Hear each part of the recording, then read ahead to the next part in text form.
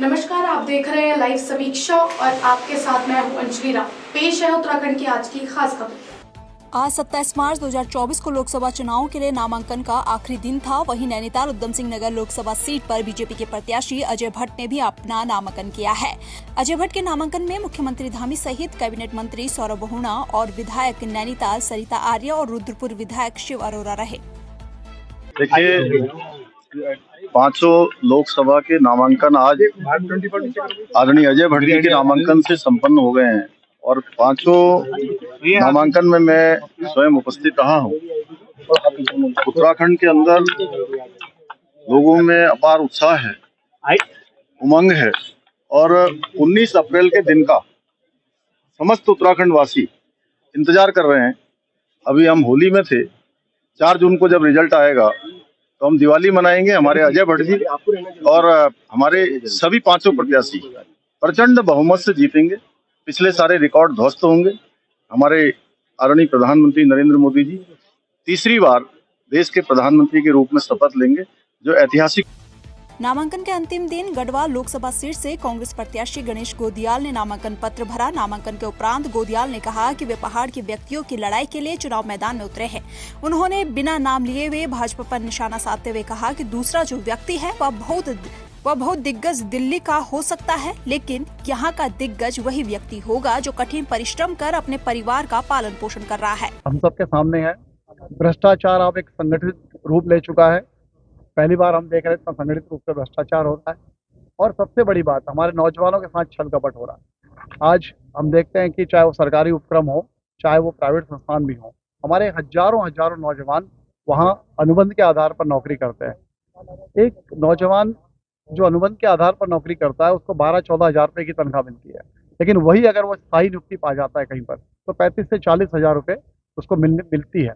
आप ये देखिए कि 35 से 40 हज़ार की योग्यता वाले नौजवान को हम 12-14 हज़ार रुपये में, उसमें भी 11 महीने बाद उसका कॉन्ट्रैक्ट खत्म हो जाता है। असुरक्षित उसका भविष्य है। देखिए, हमारे बहुत ही अच्छे कद्दावर नेता जो हमारे प्रकाश जोशी को जो टिकट मिला है और जिस तरीके से आज नामांकन हुआ और जैसे कि एक तरफ से प्रशासन द्वारा और कई हमें आज माननीय मुख्यमंत्री की वजह से हमारा पूरा जो रोड डाइवर्ट करा गया था तो उसमें काफ़ी हमारी जनता जो है निराश होकर चले गए। तो हम लोग अपने प्रत्याशी को नामांकन के दिन बहुत मजबूती के तरह से हम मीडिया के माध्यम से उन्हें दिखाना चाहते पूरे नैनीताल जिले में और उधम सिंह नगर में जो आज कांग्रेस के समर्थन में बेरोजगार और युवा और जैसे कि महंगाई का जो पूर्ण रूप से जो भारतीय जनता पार्टी को जवाब देने के लिए तैयार खड़ी है जनता, वो अपना पूरा रंग दिखाने के लिए और जिसमें कहीं ना कहीं हमें नॉमिनेशन में कहीं हमें लोगों को दरकिनार करा गया, कहीं कहीं हमें प्रशासन द्वारा उस रोड को हटा दिया गया, कहीं पर हमारी गाड़ी रोकी गई, उसके बड़े निराशा हुई। तो मुद्दे जग जाहिर मुद्दे हैं, जनता के मुद्दे हैं।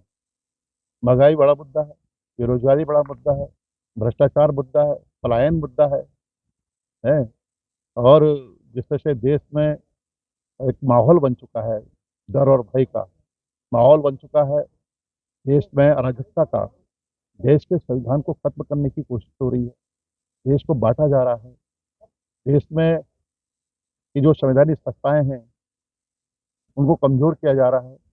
एक ऐसा वातावरण है देश में, पूरे उत्तराखंड में डर का, भय का और आज पूरा आवाम बदलाव चाहता है, परिवर्तन चाहता है। मैं पूरी तरह से तैयारी कांग्रेस वालों को है, ये सरकार को हटाना है किसी भी कीमत पर। सरकार ने रखना, महंगाई से त्रस्त है लोग और भ्रष्टाचार से तो हर ऑफिस में घूसखोरी और भ्रष्टाचार चल रहा है। अपनी विधानसभा में क्या तैयारियां हैं, कैसे अपनी विधानसभा पूरी तरह तैयारी है, किसी भी तरह से हमें कांग्रेस को जिताना है। बड़वानी में आज नेता प्रतिपक्ष यशपाल आर्य ने लोकसभा चुनाव को लेकर पत्रकारों से बातचीत करते हुए कहा कि देश की जनता ने परिवर्तन का मन बना लिया है। पिछले कई सालों से केंद्र और राज्य सरकार का कामकाज पूरी तरह से निराशाजनक रहा है। यशपाल आर्य ने कहा 2014 के लोकसभा चुनाव से लेकर 2024 के लोकसभा चुनाव तक हर मुद्दे बदले हैं।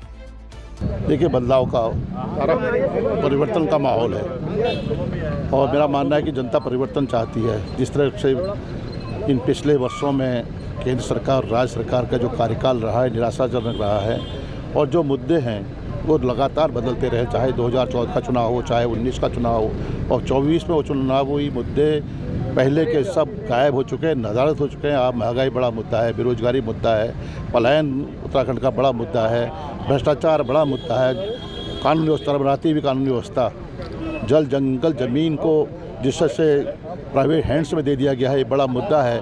महिलाओं की अस्मिता का प्रश्न है। अंकिता हत्याकांड कि आज भी उसकी आत्मा आज भी न्याय की भीख मांग रही है। दलितों के साथ उत्पीड़न हो रहा है, लगातार विकास अवरुद्ध हो चुका है। ये मुद्दों को लेकर हम जनता के बीच में जाना चाहते हैं और यकीनन जिस तरह से देश आज समाज को बांटा जा रहा है, खंडित किया जा रहा है। नैनीताल लोकसभा सीट से कांग्रेस प्रत्याशी प्रकाश जोशी ने आज अपना नामांकन दाखिल किया। नामांकन दाखिल करने से पहले आज वह अपने आवास में पार्टी के कार्यकर्ताओं से मुखातिब हुए। नामांकन कराने से पहले उन्होंने रामपुर रोड स्थित बेल बाबा मंदिर में पूजा अर्चना की और वहीं कार्यकर्ताओं और पत्रकारों से बातचीत करते हुए कहा कि भाजपा की कथनी करनी अब जनता समझ चुकी है और हाल में इस बार बीजेपी को मुंह की खानी होगी। बीजेपी तो जब भी कोई चुनाव आता है तो कुछ न कुछ कह देते हैं, इतना पार उतना पार। पिछले चुनावों के परिणामों ने बताया अलग अलग राज्यों में और इधर उधर कि वो कितना पार पहुंचे। तो ये चुनाव का परिणाम बताएगा और हम आश्वस्त हैं कांग्रेस पार्टी अपने कार्यकर्ताओं के दम पे, जनता के आशीर्वाद से, क्योंकि जनता त्रस्त हो चुकी है पिछले 10 साल से देश में मोदी जी का शासन, या फिर आप कह लीजिए प्रदेश में 7 साल से। और हम विशेष तौर पर हमारे इस क्षेत्र में अगर आप बात करें संसदीय क्षेत्र की, तो जो वर्तमान सांसद हैं उनकी निष्क्रियता और वो अलोकप्रियता जो उनकी हो चुकी है, मुझे पूरा विश्वास है कि इस बार क्षेत्र की जनता भारी बहुमत से मुझे अपना आशीर्वाद देकर विजयी बनाएगी। फिलहाल आज की खास खबरों में इतना ही। बने रहिए लाइव समीक्षा के साथ। नमस्कार।